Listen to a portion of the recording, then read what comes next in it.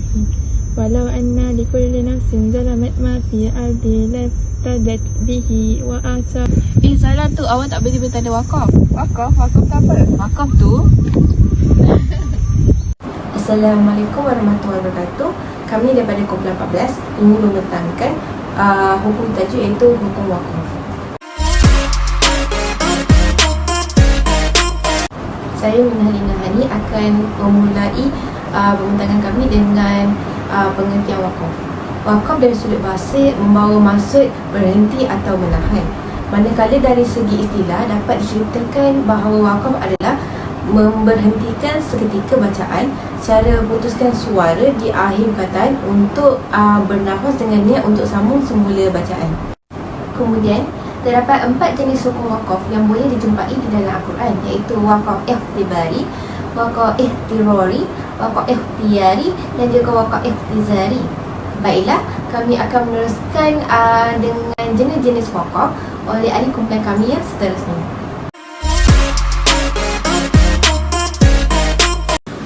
Kepentingan wakaf. Yang pertama, mewujudkan bacaan secara tartil sebagaimana yang diperintahkan oleh Allah pada surah Al-Muzammil ayat yang keempat yang bermaksud dan bacalah Al-Quran dengan tartil.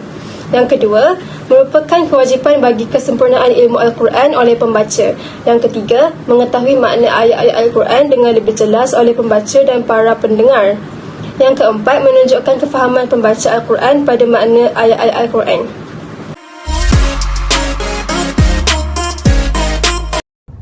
Wakaf itibari dari segi istilah bermaksud menguji atau mencuba. Dari segi bahasa pula ialah wakaf untuk menerangkan sesuatu hukum atau menguji sesuatu bacaan. Maksudnya adalah wakaf yang dilakukan untuk menguji qari atau menjelaskan agar diketahui cara wakaf dan iktidak yang sebenarnya. Wakaf ini hanya dibolehkan ketika dalam sesuatu untuk bentuk belajar dan mengajar. Selain itu, wakaf iktibari bukanlah wakaf di tempat yang biasa dibaca wakaf. Wakaf iktibari muncul kerana pertanyaan dari penguji atau seorang pembaca ingin belajar bagaimana cara melakukan wakaf. Maksudnya ketika keadaan yang terdesak. Hukumnya adalah harus, lalu iktidak dari kata tersebut jika memungkinkan untuk iktidak. Jika tidak, maka iktidak pada kata sebelum kata tersebut. Contohnya pada surah Syarat ayat 1, bacaan biasanya ialah Bismillahirrahmanirrahim, Alam nashrah laka sadrak. Tapi cara wakaf itibari Bismillahirrahmanirrahim, Alam nashrah. Wakaf ini hanya boleh terjadi apabila mempunyai tujuan. Contoh tujuannya adalah menerangkan tentang sifat huruf ha ataupun kenapa ada tanda sukun bukannya tanda dhammah dan sebagainya.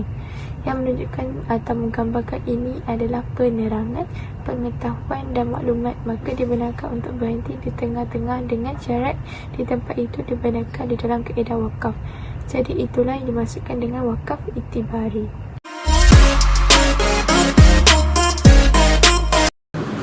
Wakaf iktirari adalah memutuskan bacaan Al-Quran kerana darurat atau sesuatu yang menyebabkan pembaca terpaksa memperhatikan bacaan tanpa kehendaknya. Contoh wakaf seperti ini termasuklah sakit, kehabisan nafas, bersin, menjawab salam, lupa dan sebagainya.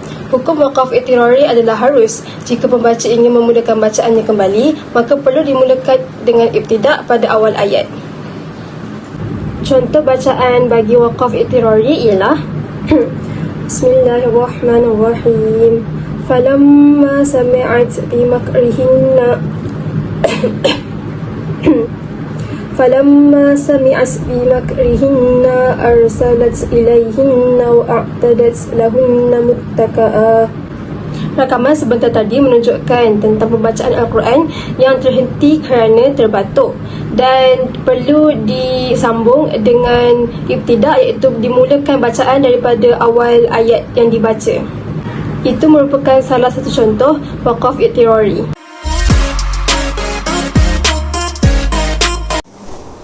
Assalamualaikum warahmatullahi wabarakatuh. Saya Nur Alia Izzati binti Hamizi dan nombor meja saya ialah 063030. Hari ini saya akan membentangkan tentang tajwid dan pembahagian wakaf. Saya akan menerangkan untuk bahagian wakaf ikhtiyari. Ikhtiyari bermaksud wakaf mengikut pilihan membaca. Wakaf ikhtiyari terbagi kepada 4 bahagian, iaitu wakaf tam yang bermaksud sempurna, wakaf kafi memadai, wakaf hasan elok dan wakaf kafi buruk. Wakaf yang pertama iaitu wakaf tam yang bermaksud sempurna. Keterangan untuk wakaf tam ini ialah menghentikan bacaan pada sesuatu tempat yang telah sempurna pada lafaz dan makna. So, saya akan memberikan contoh untuk wakaf tam yang bermaksud sempurna. Contoh ayat untuk wakaf tam ini terdapat pada surah Al-Baqarah ayat 5 hingga 6, iaitu A'udzubillahi minasyaitonirrajim. Bismillahirrahmanirrahim. Ulaika ala hudam min rabbihim wa ulaika humul muflihun. Innal ladzina kafaru sawa'un 'alaihim a anzartahum am lam tunzirhum la yu'minun. Wakaf tam ini terdapat pada hujung ayat, iaitu pada nombor ayat tersebut setelah habis surah akan ada nombor ayat di Al-Quran, dan itu ialah wakaf tam. Untuk yang kedua, wakaf kafi yang bermaksud memadai. Keterangan untuk wakaf kafi ini ialah menghentikan bacaan pada sesuatu tempat yang telah sempurna pada lafaz tetapi masih ada hubungan. Seterusnya, saya akan memberikan contoh ayat untuk wakaf kafi yang bermaksud memadai.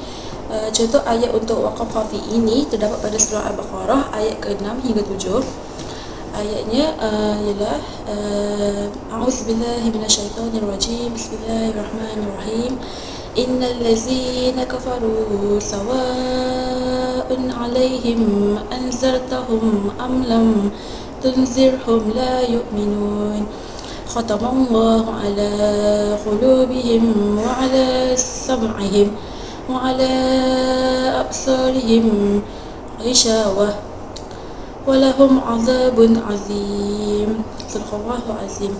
Wakaf kafi ini terdapat pada perkataan sam'ihim, iaitu ada perkataan sola yang kecil di atas huruf mim, dan pada perkataan ghishawah iaitu juga terdapat perkataan sola di atas hujung marbutah. Itu ialah tanda untuk wakaf kafi. Yang ketiga iaitu wakaf hasan yang bermaksud elok. Bermaksud menghentikan bacaan pada sesuatu tempat yang masih tergantung dari segi lafaz dan makna tetapi masih boleh dipahami. Seterusnya, saya akan memberikan contoh ayat untuk wakaf hasan. Ayat tersebut terdapat pada surah Al-Fatihah ayat kedua. Contoh untuk baca untuk contoh ayat wakaf hasan ini adalah A'udzubillahi minasyaitonirrajim. Alhamdulillahi rabbil alamin. Wakaf hasan ini adalah contohnya kita berhenti pada perkataan alhamdulillah, dan untuk menyambung ayat tersebut kita diharuskan dan harus menyebut kembali perkataan sebelumnya untuk menyambung kalimah yang seterusnya selepas alhamdulillah. Contohnya seperti yang saya bacakan tadi. Yang terakhir iaitu wakaf khabih yang bermaksud buruk. Keterangan untuk wakaf ini ialah menghentikan bacaan pada sesuatu tempat yang tidak dipahami artinya atau boleh membawa makna yang salah. Terakhir, saya akan menerangkan tentang contoh ayat untuk wakaf khabih yang bermaksud buruk. Ayat tersebut juga boleh dilihat pada ayat surah Al-Fatihah ayat yang kedua. Bacaannya berbunyi begini: A'udzubillahi minasyaitonirrajim. Bismillahirrahmanirrahim. Alhamdulillah rabbil alamin. Okey, itu ialah wakaf khabih. Itu sangat buruk ya, sebab boleh memberi maksud yang buruk dan lain daripada maksud sebenarnya dalam Al-Quran. Jadi ini ialah contoh wakaf khabih. Sepatutnya alhamdulillah, jika berhenti pada perkataan alhamdulillah, perlu menyebut kembali alhamdulillah itu dan menyambung ayat tersebut sehingga habis. Seperti Alhamdulillahi rabbil alamin. Sekian, terima kasih.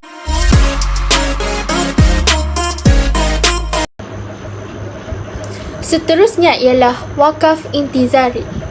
Wakaf intizari adalah memberhentikan bacaan pada kalimah Al-Quran yang melibatkan riwayat qiraat yang pelbagai. Pada wakaf ini, Pembaca memberhentikan bacaannya pada kalimah-kalimah tertentu bagi menerangkan khilaf atau riwayat-riwayat qiraat yang lain secara mengulang-ulang bacaan. Hukum wakaf ini diharuskan ketika mempelajari ilmu qiraat sahaja.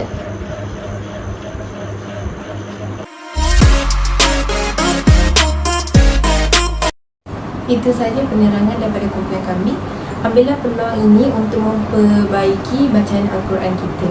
Sangat penting untuk kita mempelajari hukum tajwid untuk mencapai bacaan Al-Quran dengan sempurna.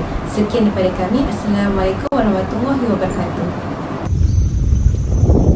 Oh, macam tu tak ada wakaf. Macam tu lah. Terima kasih tuan terangkan. Sama-sama.